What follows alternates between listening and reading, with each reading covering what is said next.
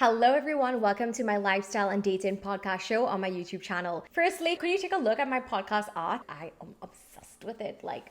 Obsessed. I literally, this is me. It literally is me. I'm obsessed. You guys really love the last video, so I decided to share with you a trashy Tinder date but with some red flags because we like to make it educational out here so that you guys can really see those red flags as they show up. My mom, I would like to apologize. She watches all of my videos, so sorry in advance. She's probably going to beat me after this.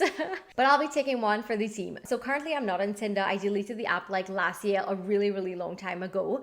And they have a setting on Tinder that I didn't even really know because I was not familiar at all with the app. I've never done any dating apps because, I was really in long-term relationships my entire adult life. So I really was just navigating the app to see how it would be. So there's a setting on Tinder where you can have your profile visible and then you can take it off whenever you weren't actively swiping. So that is what I would do. I would have my profile invisible only when I was using the app, and then I would take it off so nobody would really see me there.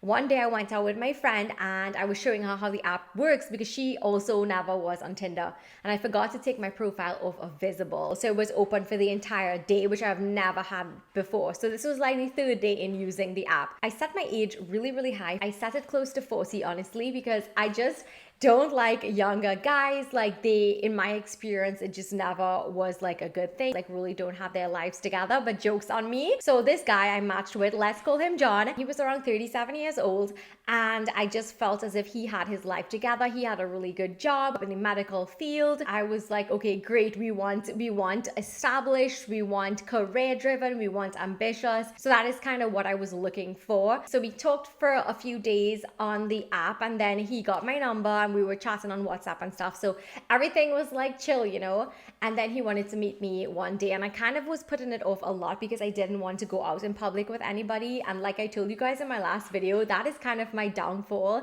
because I don't like to go out in public. I don't want anybody seeing me with anybody new, anything like that. What happened, and this is the part where my mom is gonna beat me, I did not actually go out with him like I told her. Sorry, mom. He actually came to my apartment, and let us get into the red flags there. Red flag number one, this is partially, a lot of me to blame. Never meet a guy for the first time in your apartment. Looking back on it now, that is some crazy.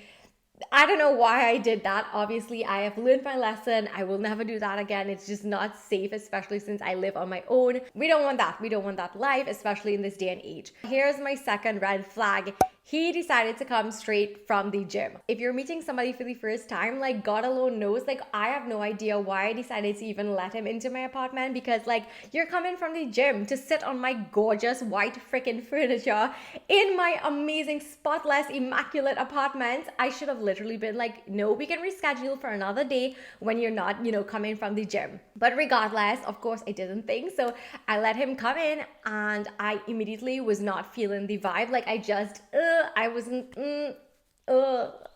I'm not sure. So red flag number 3, you guys, he showed up with nothing in his hand. He had no flowers, not even a bottle of wine, literally nothing. He just literally was just coming to my apartment to, we don't even know people. As an older guy especially, I feel like if it's plain decency, because we're not in high school anymore, that you have something when you're meeting somebody for the first time, no matter how small it is, or just showing that you thought a little bit. And a lot of people might not agree with me on that, but I feel like if it just shows plain courtesy, especially if you are coming to their homes.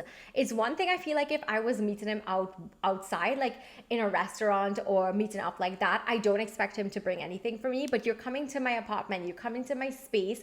There's no way at this age you can be walking empty-handed. There's literally no way. I am going to get literally in so much trouble. You guys, he literally looks at me and was like, I can't even say this. He was like, you have anything to eat? I'm like, oh my God, how am I always wifing these guys up? I just don't even know. Did you not drive 45 minutes to see me? Could you not have stopped and gotten something to eat? I'm so confused. Common sense would have told me, let us just cancel this one time. Bye, goodbye, boy, bye. I'm dead. I am literally dead. I don't know how I get myself into these situations where I'm always wifing these guys up, because I think I'm just genuinely that caring person-ish.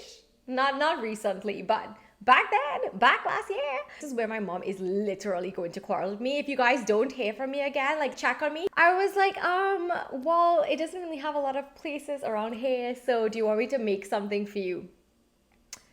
On my first date with this trashy Tinder guy, John, I am making linguine Alfredo pasta.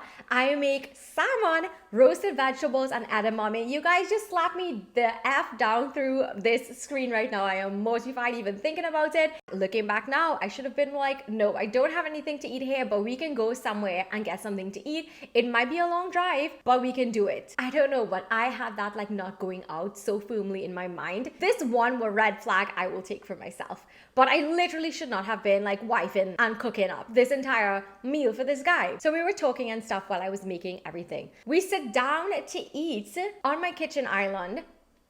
You know when a girl sits down, like anybody sits down, like your lower stomach, you know, like it shows. Like you guys, you could be so small and it literally has like a small like, mind you, I was like in the middle of my extreme weight loss journey. I will link in that video. I was feeling myself and I sat down. He looks at me over the food. Keep in mind that I made for him. And he literally says, well, it looks like both of us have some weight to lose. You literally heard that correct. You guys, where am I? Is this red flag number 5? Literally commenting on a woman's body is just absolutely not. What made it worse is that I cooked the food for you and you are going to body shame me while eating the food that I made in my apartment where you brought nothing? No, sir, no. Looking back now, I should have been like, get the out. Like, leave my space, get out. But instead, I literally choked and ate poured wine. And drank it. Looking back, I want to die. It was just really awkward at this point because I was so like grossed out. And I just thought that since he was older, he had a good job, drove a good car, that he would have his life together. But you obviously kind of teach somebody manners, how to be like a good person and talk to women. I can't. So we go sit down on my couch now and I literally am trying to figure out how to tell this guy to leave. And I feel like if that is something that I need to work on, being more vocal and not just like choking things back because I don't speak and I hide my emotions a lot. Like I literally am a stone, so I don't like express anything. So I would sit down there and like I was doing, and I was just like listening to him drone on and on, trying to figure out how to tell him to just get the F out, but I didn't know how to. I'm looking at my couch because it is right there and I'm literally like remembering this entire shit show. So I brought the 2 glasses of wine. So we're sitting down, chatting, whatever. You guys, he drains his glass, he drinks it out, and when he finishes it, he hands me the empty glass. Yeah, I can't even make this up. My ottoman, you guys know my apartment. My ottoman is right in front of my couch. You can literally put the glass on the tray on the ottoman, and instead, he hands me the glass. At this point in time, I'm literally like, you came to my apartment for me to be an entire restaurant and make your food for you, and now take your empty glass. Red flag. You guys, no, no, there is just, I can't even explain his thought process for doing something dumb like that. But how dare you give me the empty glass? Like, how literally dare you? Bad playing manners. You guys, sorry, Lula literally jumped on my entire podcast setup and I was not having it. This is a massive 1 hour and look at the list of red flags that we have. Like, look at it. Handed me your empty glass, dude. What the hell? You're 37 years old. Like, get a freaking life. At that point in time, safe to say, like, I can't. We talked for a little while. It was really awkward. And then he said he was going to go. And I said, okay, cool, bye. I was so happy for him to leave. So I walk out or whatever to walk him out. And I was in my yard. He did not even wait for me to walk literally like 10 steps to my porch to come into my apartment. He drove off. By the time I reached my freaking door, this boy was gone, like gone, disappeared. Like couldn't see the Benz anymore. No. It literally was gone, like disappeared.